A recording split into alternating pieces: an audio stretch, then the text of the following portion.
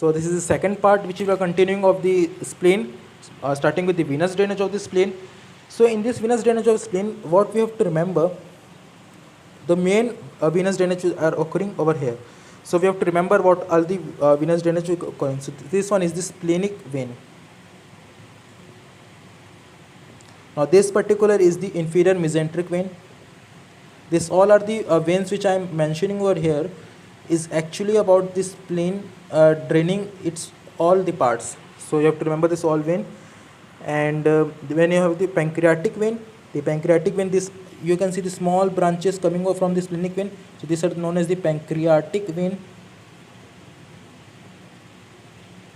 This short are known the short gastric veins.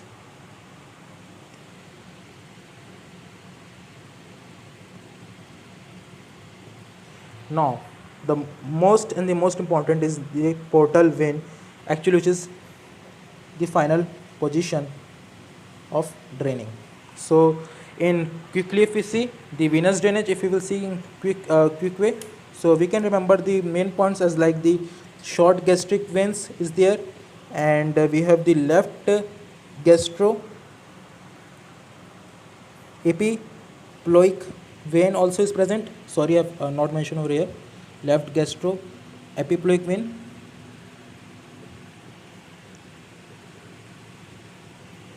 So this is our the left gastro epiploic vein. The third one is the pancreatic vein. So we are actually concluding it, pancreatic vein, and the last one is your inferior mesenteric vein. So we can see that through this pancreas, and the pancreas is actually related with the tail of the pancreas with the spleen, as you have been seen. So the main veins we have mentioned, the pancreatic, the short gastric vein, the left gastric vein, inferior mesenteric vein, and obviously that is the splenic vein if you want to mention. But these 4 points we have to remember very much accurately. If we see about the lymphatics is actually having no proper lymphatics, because obviously this itself is a lymphoid organ. This spleen is our lymphoid organ, so it is actually draining directly. And what directs it's having? So the tissue fluid is formed in the spleen freely enters to the venous sinusoids, and the splenic lymphatics are confined to its trabeculae capsule and the visceral peritoneum. So the presence of trabeculae and some visceral part is present. There is presence of some capsule of the visceral peritoneum is present, and the capsule.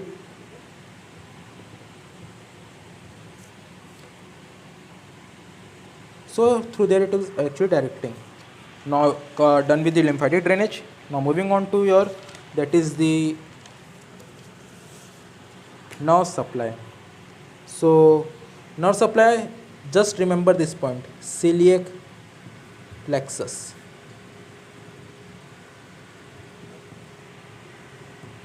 This is having a sympathetic supply,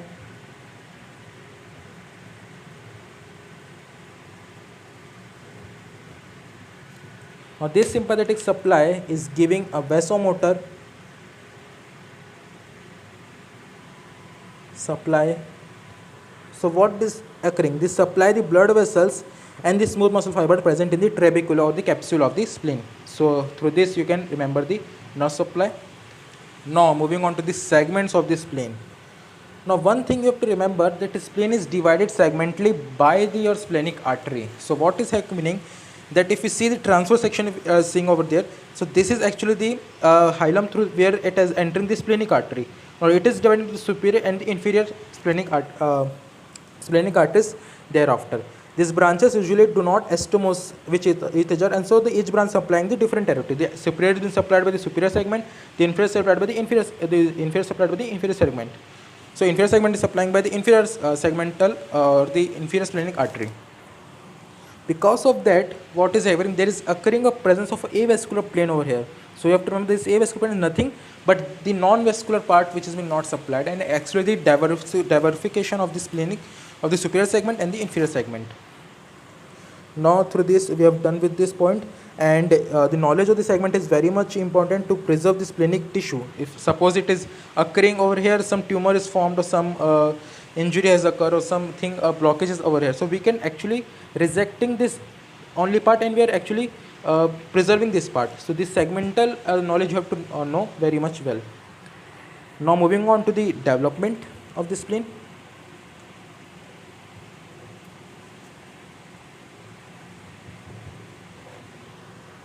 So the spleening developed from the two layers of the upper part of the dorsal megasterum. So dorsal mesogastrium, dorsal mesogastrium, not megagastrium, dorsal mesogastrium. It is having the two folds, and by this the condensation of the mesenchymal cells occurring, and the separate mass of the mesenchymal cells which are condensing, they fuse together to form the lobulated vein. So from this the mesenchymal cells, they will fuse and they will form lobulated spleen. So by this the notches we have seen in the superior border, there is presence of the some notches also is there, we have seen in there. So similarly this lobulated spleen then again fuse and form the single spleen, and this including the that there is because of the notches we can see that there is formation of lobulated spleen and ultimately going to form the spleen. So this is all about the development of the spleen. One extra point we are discussing over is the accessory spleen. Accessory as the name says, some extra part of present. Why it is occurring? The failure of this fusion of splenenculi.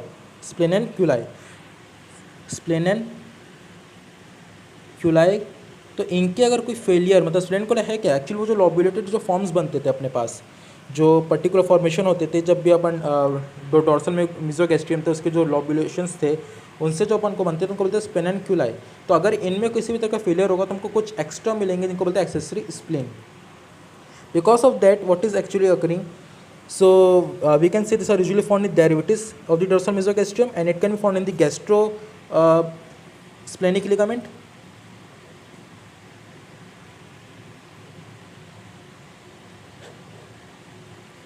and we can see also this in the lienorenal ligament and in the greater omentum. So we can also see this in lienorenal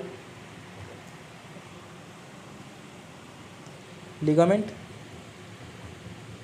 and also in the what we have seen over here, that is the greater omentum. तो इन तीन चीज़ों के पास अपने को ये accessory splines मिल सकते हैं. और हमने आपको याद होगा तो हमने एक जगह आपको और बताया था ये डायग्राम में जहाँ पर अपना बना हुआ था वो, yes, this the accessory spleen part which we are actually mentioning over here. Now lastly, moving to the clinical aspects, the first clinical aspect is the palpation of spleen.